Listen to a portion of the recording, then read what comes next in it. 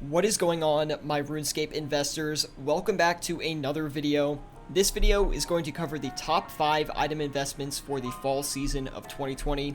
I know a bunch of you want to see more investment videos like we have done in the past, so be sure to look out for these in the future. But ideally, these items you'd be looking to invest into right now with the goal of selling them in a 3 to 4 month time frame. But of course, that's just my opinion. I'm seeing a bunch of cheap items right now that I think look really nice for investments, so I'd like to share them with you guys. We're going to be taking a look at the items on GE Tracker to do the analysis for this video, so if you'd like to check out GE Tracker for yourself and get some real-time price data and free margin checks on certain items, be sure to use my link in the description to not only support the channel, but to get some free item price graphs.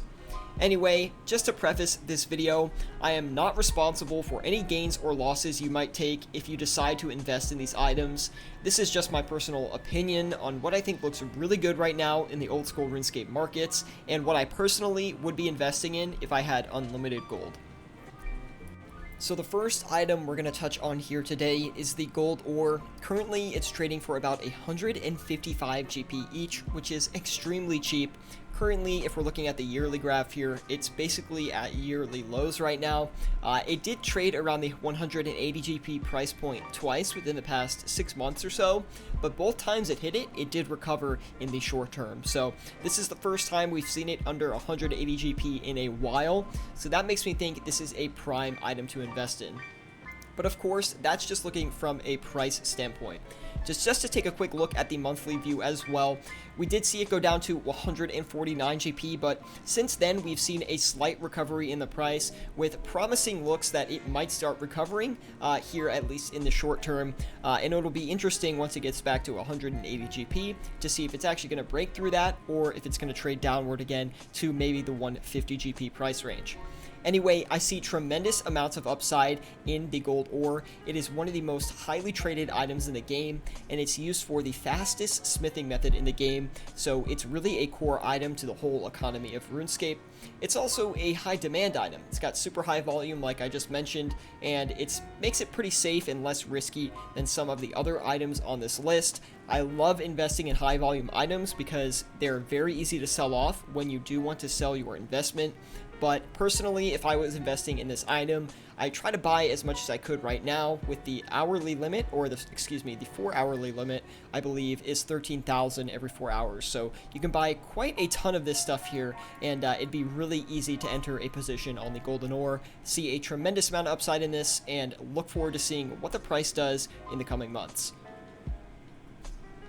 Next up is the Nature Rune, which is another free-to-play item for this list, which makes it amazing for investing because you can use all your free-to-play accounts to actually buy into these positions and get a ton of Nature Runes if you so choose to actually invest in the item.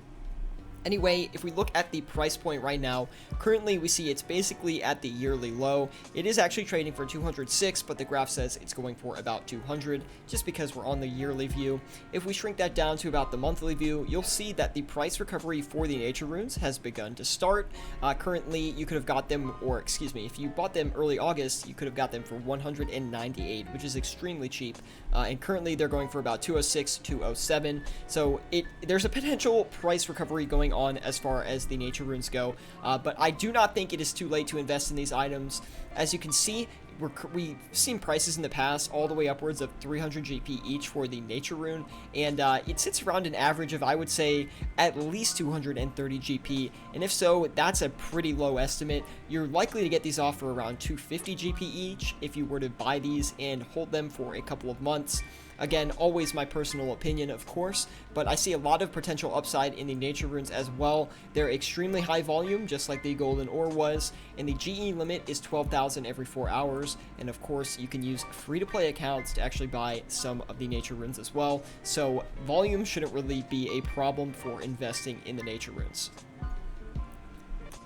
Next up, we have the grapes, and can I say that the grapes have just been doing some insane things recently in the game as far as price goes. They're down to 42 GP right now as of today, which is the lowest I have ever seen them in my entire 5 years of flipping and trading items on this game. It's freaking insane what these are trading for right now. Currently, it says the graph says around 50 to 52 GP, but if we look at the daily, we'll clearly see that it is going for about 40 GP each. Look, some even got sold for 40 GP. Really, really cheap on the grapes. But again, I do really think, even though this item has been trending downwards very, very strongly, we are due for a price recovery soon. Grapes are one of those essential items in the game, kind of similar to gold ore.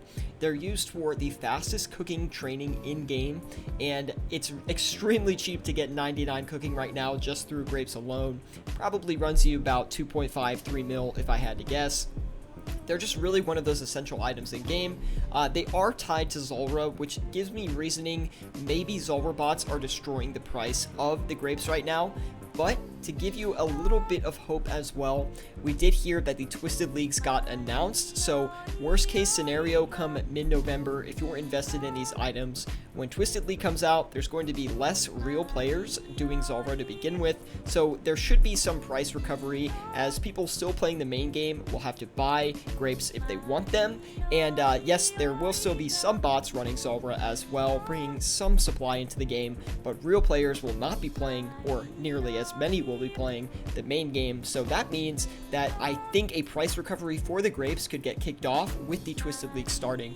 But anyway, again, my personal speculation, really like the grapes as an investment right now. Extremely, extremely cheap compared to normal prices. We've seen grapes go for about 130 GP before, with an average price, I would say, of around 80 to 100 GP each.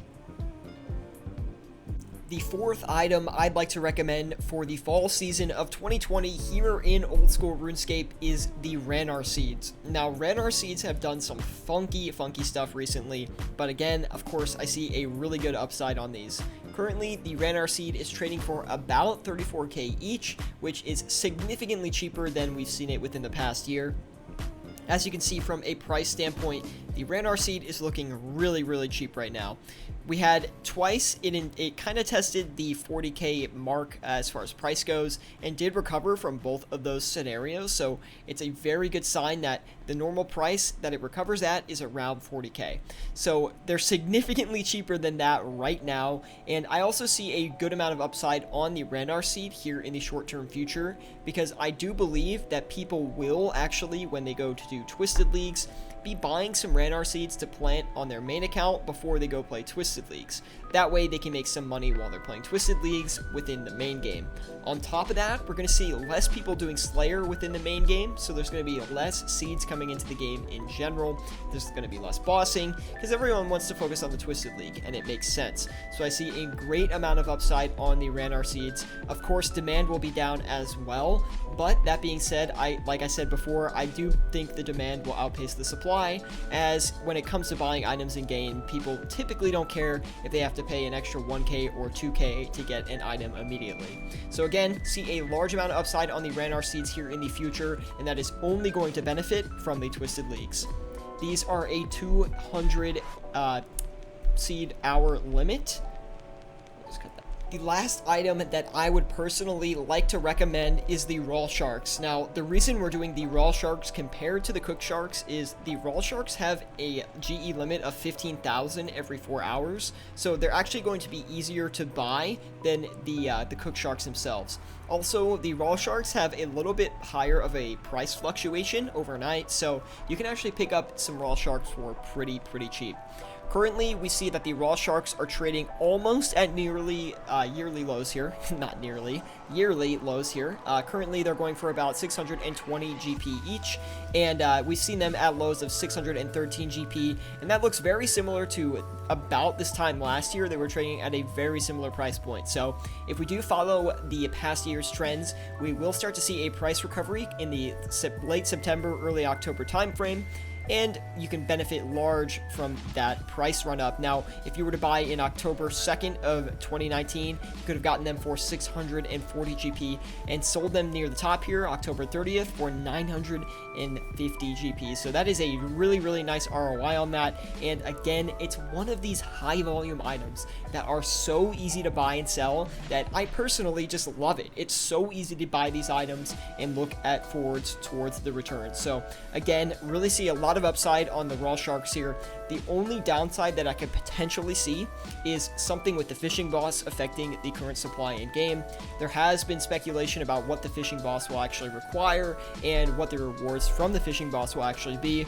Now, I wouldn't be surprised if the fishing boss actually gave shark as a reward, or one of the potential rewards at least, from like a loot crate similar to Wintertod. That is just something to keep in mind, but again, I don't think we're going to see the fishing boss for at least 3 months, so it's not something to be too worried about. Anyway, guys, I hope you enjoyed this video. Be sure to leave a like if you did. It really helps me out a lot. I put a ton of effort into finding the items for this video that I think are going to do the best out of all the items in the game right now, so every single like really means a lot to me.